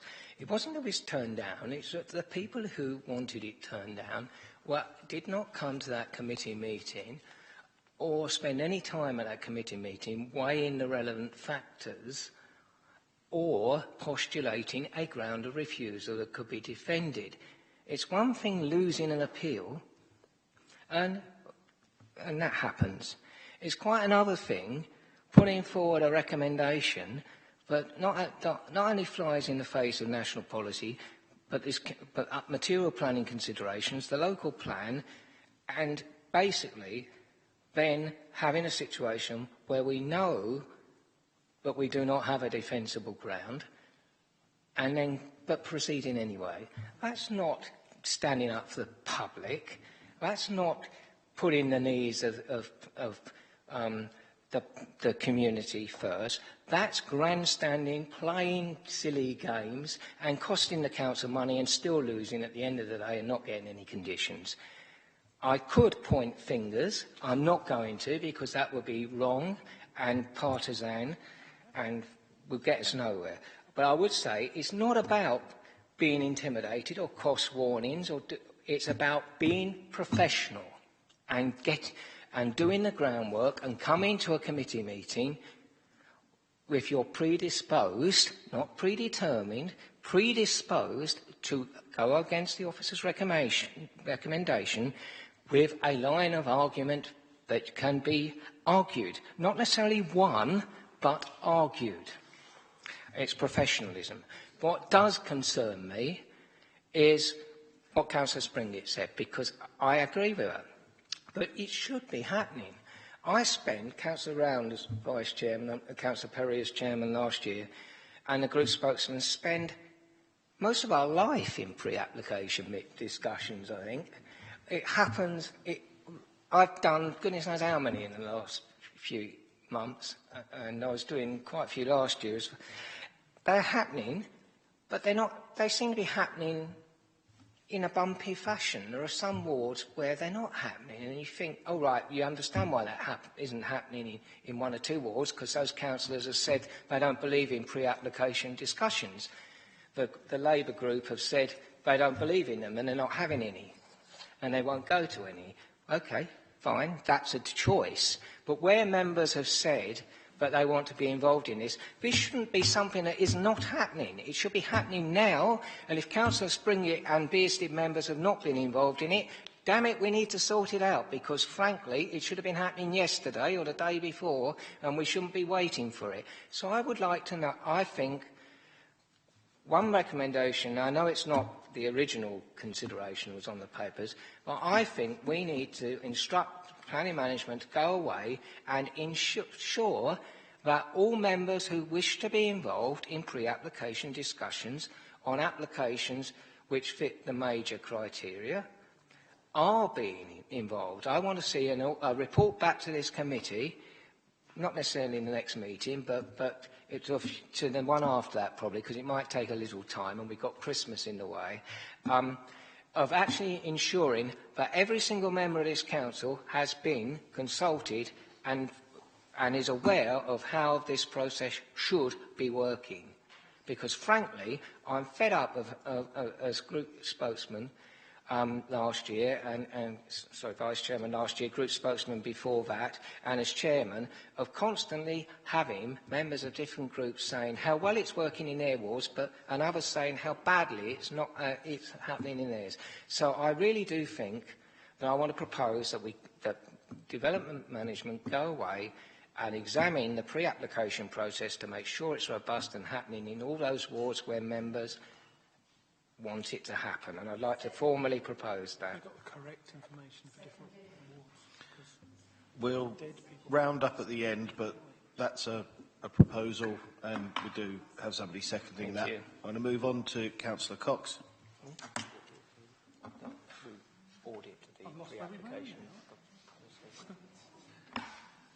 If it's already been said, don't feel obliged to repeat. I'll just see what goes back over there first. Excuse me one moment while legal whispers something in my ear.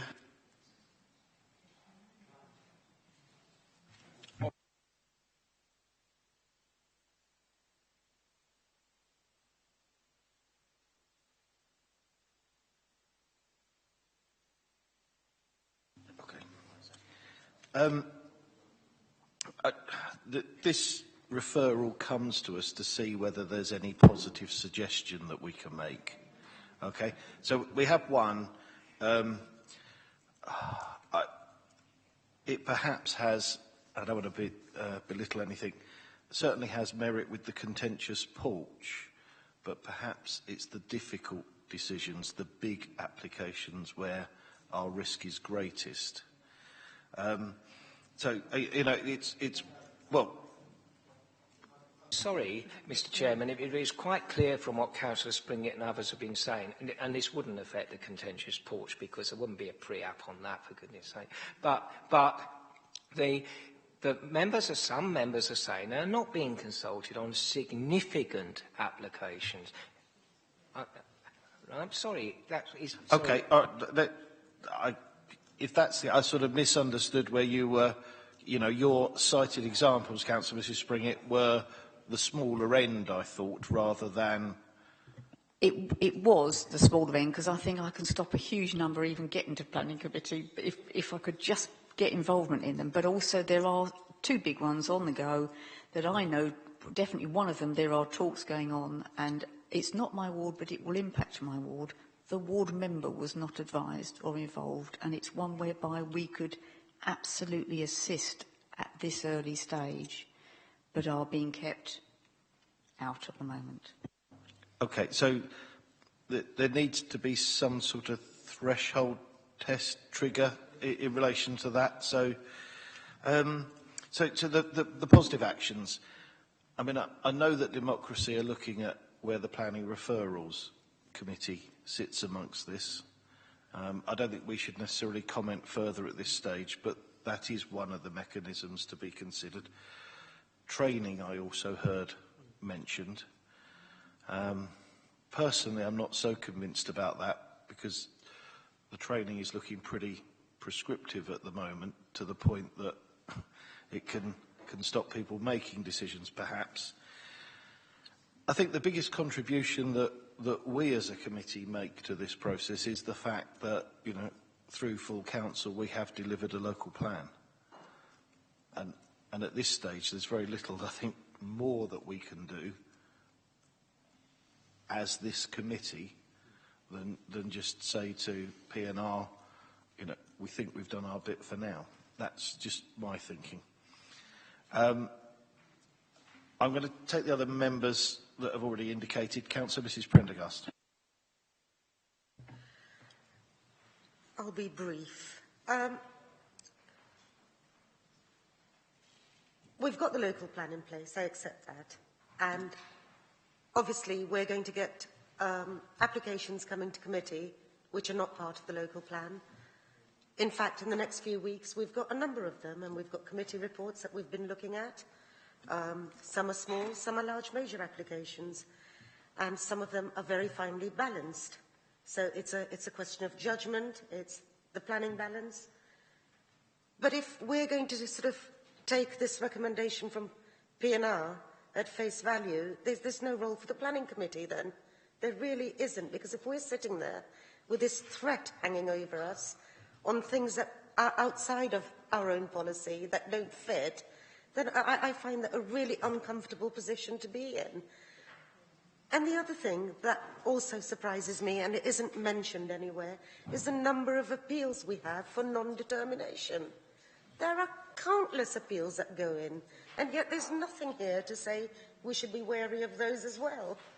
And sometimes I am so frustrated, I can tell you, I mean, Mr. Jarman, I'll talk to you about it separately afterwards, but for the last month I have literally had to sit on members of the planning department to try and get an extension on a large major application that just drifted. And the community I represent, we were actually really worried, again, that we were going to face another major application that was going to go for non-determination. So we need to be thinking about the appeals on that side as well. It's not just down to, you know, the planning committee take too many risks. It's a little bit more than that. Mr. Jarman to respond. Sorry, just as a very general point, and I find myself agreeing with Councillor Springett a lot tonight. Personally, I think developers appeal against non-determination when they think they're going to get a refusal. So they just get on and do it. Why would they wait if the outcome is going to be negative? But I think it goes back to what Councillor Springett said. It's early and effective engagement with obviously the applicant, but also involving borough councillors, sometimes county councillors and parish councillors as well. I don't want to talk about specifics, Mr. Jarman, but you are as aware as I am that there was one application within my ward a couple of years ago where we actually told the applicant we were going to refuse and then forgot to write a decision notice, and then they went to appeal. And it had huge implications. You know, these are the things that we must be thinking about as well, not just the role of the planning committee. Councillor Wigginer. I think it's important to have a look at these appeal figures. We have only just some bare figures, but actually I remain unconvinced about the robustness of the budget process, to be really honest. And if you know, there are a number of people in this room who are unhappy with decisions made in the planning committee, but we don't do that. We don't set the budget for it either, but apparently this is where we're talking about how we're going to fix it. I would really like to actually have a breakdown of where we're spending this money. I would also like to see it over a number of years, what actually we've spent, going back more than 3 years, 4, 5, 6 years, and actually see what our realistic cost is, and to see actually if our budget setting is actually based in the real world. Because from what I can see at the moment, it doesn't look like it is. And then before actually coming to us and asking us what we are going to do about it, they should actually give us the data so we can see what's actually going wrong.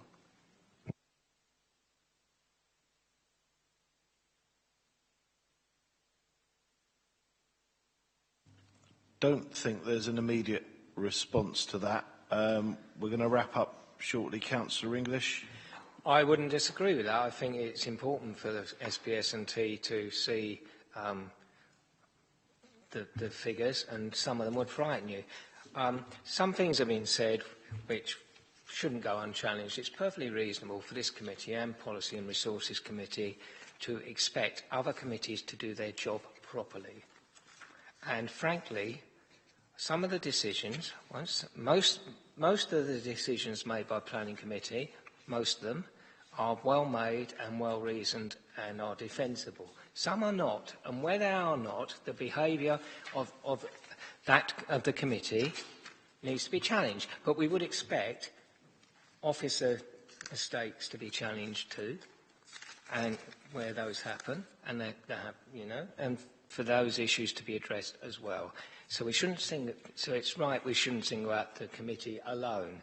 But the fact of the matter is, P&R and this committee has every right to expect councillors to do their job properly. And where they don't, they should be held to account. It's a pity that surcharging does not exist, because those members because those members who have cost the public a massive amount of money by wanton, childish grandstanding should be held to account.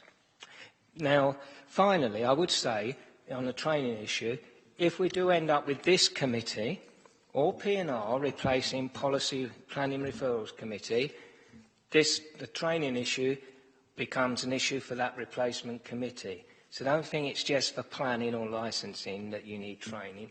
If this committee or P&R end up being the replacement for Planning Referrals Committee, the members of this committee or P&R will need all the relevant training too, and should be and we will then see whether P&R or this committee are capable of holding themselves to the standards that they expect the planning committee to be held to, and won't that be interesting?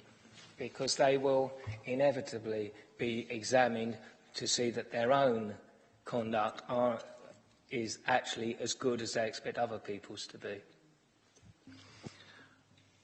Just while we're mentioning the training, my concerns around training are the very prescriptive nature in which, so that's what I want to hear, that's being addressed so that it actually becomes feasible and practical, that the level of training is recognised to enable members to sit knowledgeably in those decision-making situations.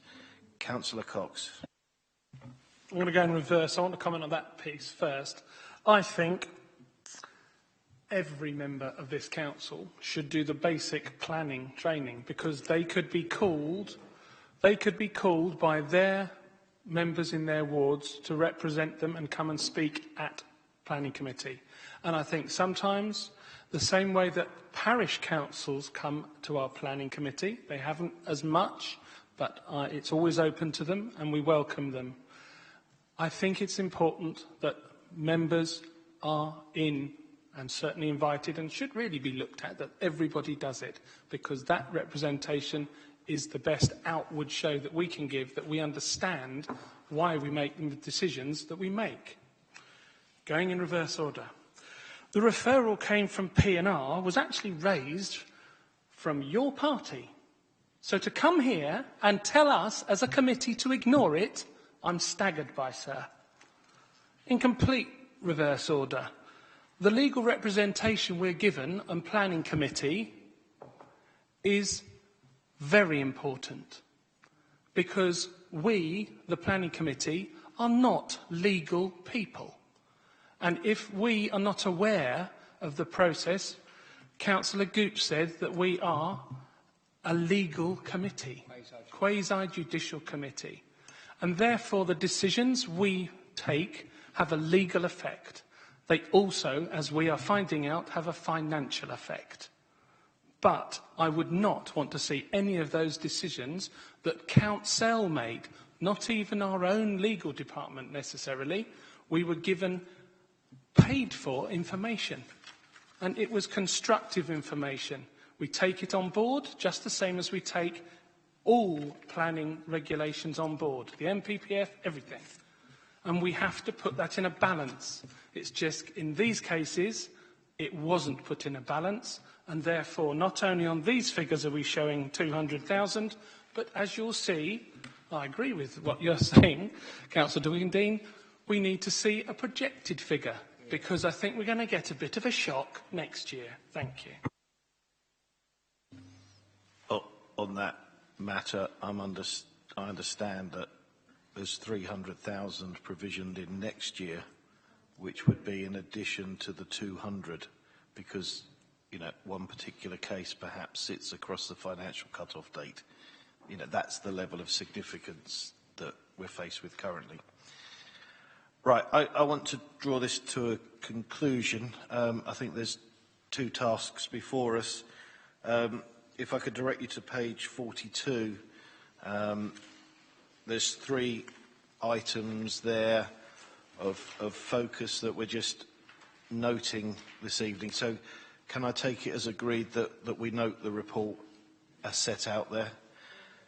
Councillor Wigan wants to say something before we say. I do. I'm happy to note the report, but I think it's important that we do have at a future meeting, whether it's on yellow pages or whatever, a proper understanding of where this is going. You know, what is our ordinary burn rate? What are the large items? So we can actually see what happens and get a proper idea of it. I think it's important we have that.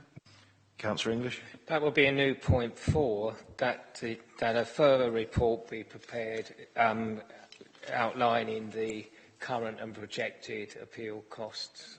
Or do we pick this up when we deal with the referral as a second? No, we put this in as point 4 because it relates to this report. Okay, for clarity then, we note the 3 items. Is that noted? Councillor English or Councillor de Wiggerden, are you proposing some words, please?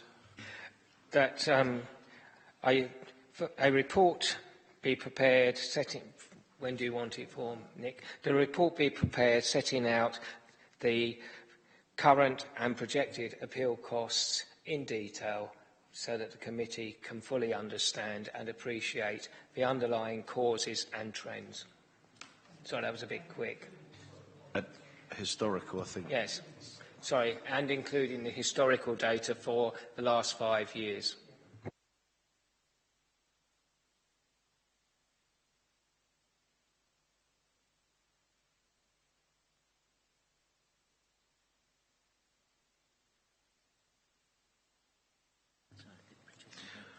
I think we'll leave the wording where it is, but there may be issues with projecting, but we can certainly have a part 2 background discussion if that comes to us. Okay? I think Councillor de Wigan and I are fairly happy for the wording to be massaged as long as the intent is there. At this committee, we get the wording precise, and then we But know what we're agreeing. what I So we meant won't was massage it later. No, what I meant, Mr. Chairman, was if you and the officer had wished to finesse it, change it at this point, provided we maintain the intent, I don't particularly mind. But if you had a particular point you wish to amend. I think the wording's fine. I'm just making an awareness that projection is. So, right. So the wording is clear. Councillor English has proposed. Councillor Wiggenden has seconded. Those in favour, please indicate. That motion is unanimous and therefore passed. There was another matter that we wanted to tie up with some words in relation to member involvement and pre-application matters. Are we going to relate this to the referral? Okay. I think it is, in fact, well, you can if you like, but it's a standalone issue, essentially. But the planning management team be instructed to ensure that pre-application discussions are taking place in all wards where members wish to take part in them, and to report back to this committee in two cycles. Sorry, Councillor Springer, you might want to finesse. Just wanted to finesse that a little bit. Where it's a big or an application that will affect adjacent wards, they may not be the ward member, but it would be really helpful if adjacent members could at least be informed and given the opportunity. And there's one that has been dealt with and one that is in action at the moment where it's not my ward, but it would be really helpful if I could get involved, because I think we could deal with some of the problems up front. Members, if we could confine the conversation to the motion. So, I'm curious as to what Mr. Jarman was adding. So there was an obvious point being made there that pre-applications are dependent upon developers wishing to participate or applicants wishing to participate. There was also that issue of some sort of threshold test around this. But we have a protocol that is supposed to be being implemented, which already has a threshold test in it. It is ward members are supposed to be involved in pre-applications on all major applications. It's supposed to be happening now. Major is defined within the planning context. Now, we have additionally added, voluntarily, appropriately controversial applications which may fall below that threshold. But, excuse me, there is a threshold. The problem seems to be, and I have had this issue raised by other councillors within the last couple of weeks, that it's not universally and evenly being applied. So we don't have to invent it, we just need to ensure that all members of the council are aware of it, and where it should be being applied, it is. And to report back that that work has been done, because I am not going to go through this argument next year and the year after it and the year after it. So for the sake of clarity of my own understanding, what we're referring to is the statement of community involvement that indicates where members would be involved, or are you drawing that protocol from somewhere else? We have an agreed protocol within this council. But where is it agreed, though? How can we refer exactly what we're talking about? You can use the CSI if you like, but we have. I will find it and circulate it to you. But we have had this discussion many times, and that was the protocol that was agreed.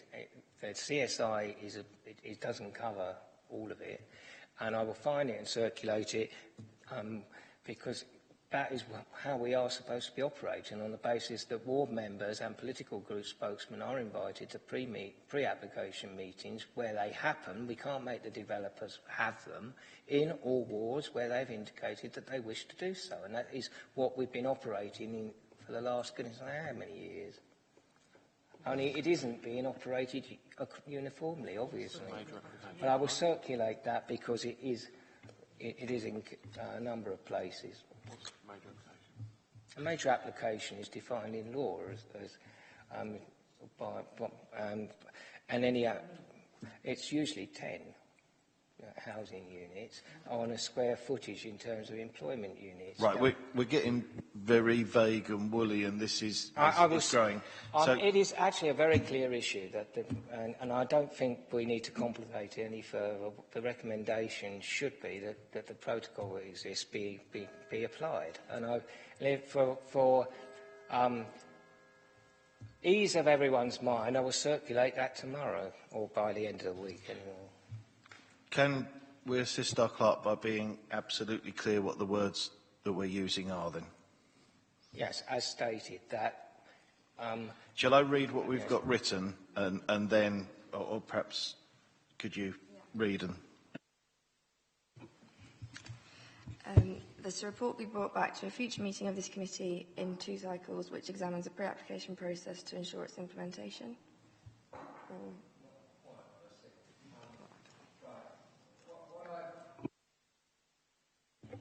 Right. What I think I originally said was that planning management bring back a report within a reasonable time period, having assured themselves that all ward members are being involved in the pre-application process where, according to the protocol that has been being operated in this council for a number of years, and to report that back. That protocol includes is based on major applications or controversial applications. Can I just try and simplify that down? That I thought it was pretty... That a report comes back to this committee outlining the process for member engagement in pre-application discussions and a summary of how this is currently being adhered to. Okay, the second... If you add that in, that's fine. But it's the second part's important, not just outlining the process we've already... I'm going to play procedure here now. You have moved, I think, something. You don't Accepting your revised wording, Mr. Chairman. In its entirety. Thank you. A seconder, please. Those in favour? Unanimous, therefore carried. Thank you. I think that leaves perhaps just one last thing. We don't have to make a response directly to the referral from P&R. And I think our discussion is a matter of the public record. So can we just say that we've noted the reference from P&R? Is that noted? Thank you. That will conclude that agenda item. We've been going for 2 hours. Can I suggest a 5-minute, no more than 10 absolute maximum comfort break? So I adjourn the meeting accordingly.